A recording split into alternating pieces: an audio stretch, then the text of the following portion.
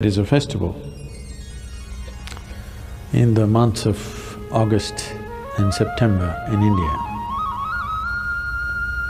It's called Ganesh Chaturthi. It is a god with an elephant face. It was not supposed to be an elephant, it was supposed to be a Ghana, called Ganpati, that means the chief of Ghanas. So, they will make an image of Ganesh with clay, unburnt, and then they will paint him up nicely. Some people do without paint, some people will do with paint.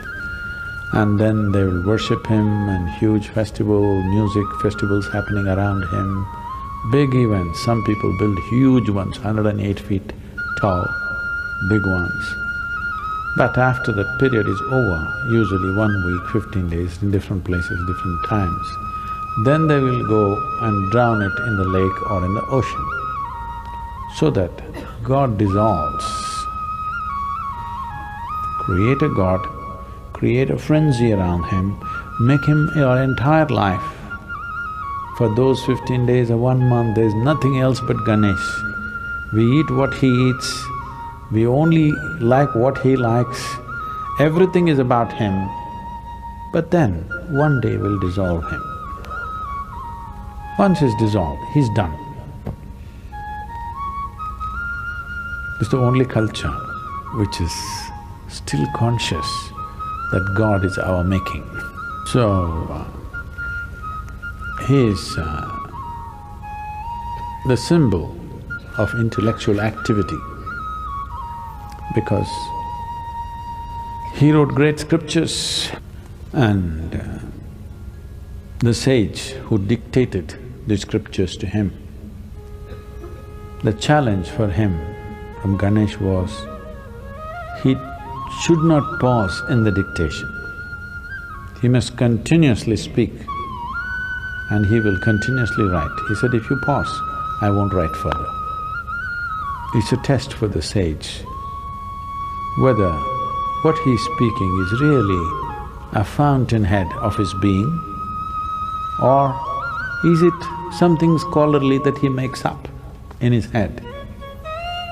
So sage Vyasa spoke uninterrupted. It went on for months on end. Ganesh wrote without missing a single word, the best stenographer you can have. He is the symbol of human intellect. This is very symbolically right, because this is the nature of your intellect. You can use it to consciously imagine something. Wonderful imagination, a man with an elephant head. So, the symbol of human intellect, dissolving him is the symbol that if you use your intellect right, you can dissolve the world. Dissolving the activity of your intellect is no problem. Once you dissolve the world with your imagination, switching off the imagination is not a big problem. You can obliterate the universe with your imagination. In your experience, universe will not exist if you create a powerful imagination. But then, switching off the imagination is a much simpler process. If the imagination is consciously developed, turning it off is easy. If you determine the nature of your mind, something wonderful could happen. If your mind determines the nature of who you are, it is an accident. So the entire festival is symbolic of this, that we create him, and you must see the festivity that happens around him. Usually, he's kept in public places. In every home, it'll be kept private ones. Apart from that, on the streets, big ones, many streets will be blocked for this 15 days to 30 days, traffic stopped, everything. He will be sitting right in the middle of the street, big celebrations, music, stuff happens around it, people live around him for this period. But when the time comes, they just go dissolve him, and that's about it.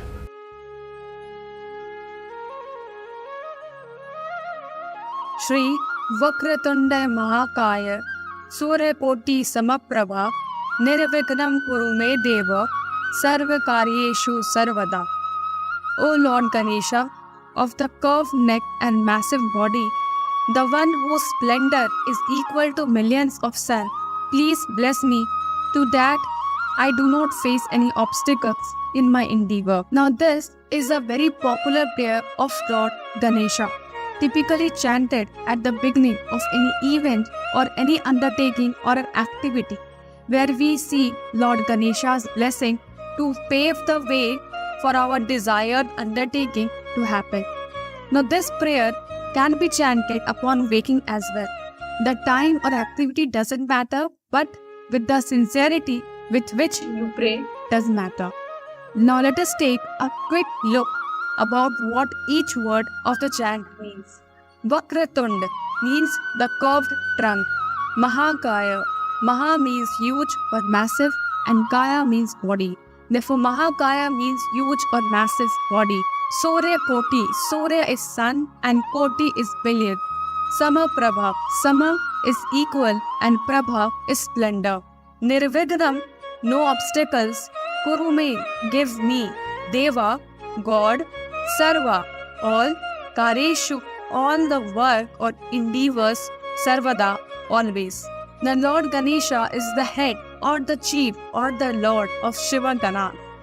In the body, the Ganas symbolizes desire, impulses and thought. They are responsible for the modifications and instability of the mind. They are also responsible for distractions and failures in life. So as their Lord, Ganesha help us to stabilize the mind and experience grace and saneness. Now seated in the Mooladhara Chakra, Ganesha opens the blockages of the inertia or tamas present in the body and facilitates the passage of Kundalini energy and free flow of that spiritual energy. He is the first God to be awakened in our consciousness and the first God to preside over our inner transformation. As Vigneshwara, the remover of obstacles, he removes ignorance, the biggest obstacle in our spiritual journey. His vehicle is a lowly mouse. His association with it symbolizes his lordship or control over fear, hesitation, weakness, doubt, and nervousness, which the mouse symbolizes. He removes these obstacles to facilitate success and achievement for those who pray to him. So Lord Ganesha is the enjoyer of food. As the eater of different forms of food, he symbolizes Brahman, that is, the ultimate recipient of all sacrificial offerings. In the body, he symbolizes the individual self, which is described in the Vedas as the enjoyer and the witness consciousness.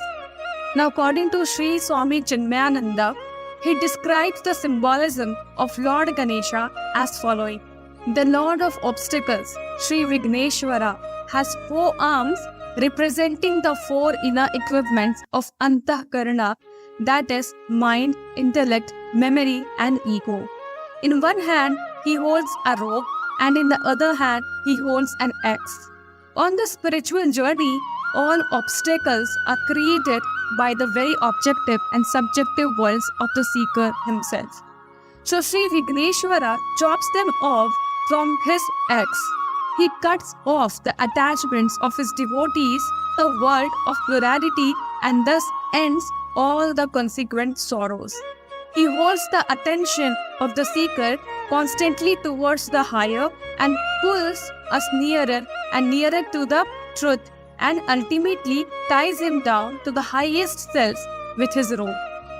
Now with one hand, he blesses all his devotees and protects them from all the obstacles on the spiritual path, seeking the Supreme, and from the other hand, he feeds the seeker with modaka, representing the reward or the joy of sadhana, that is, the joy of experiencing the reality. Now lastly, Lord Ganesha is our friend and benefactor in the fulfillment of the 4 aims of human life, namely Dharma, Artha, Kama, and Moksha. He keeps both the householders as well as the ascetics in realizing their goals. He is also described as galactic God, the one who keeps balances over the various worlds.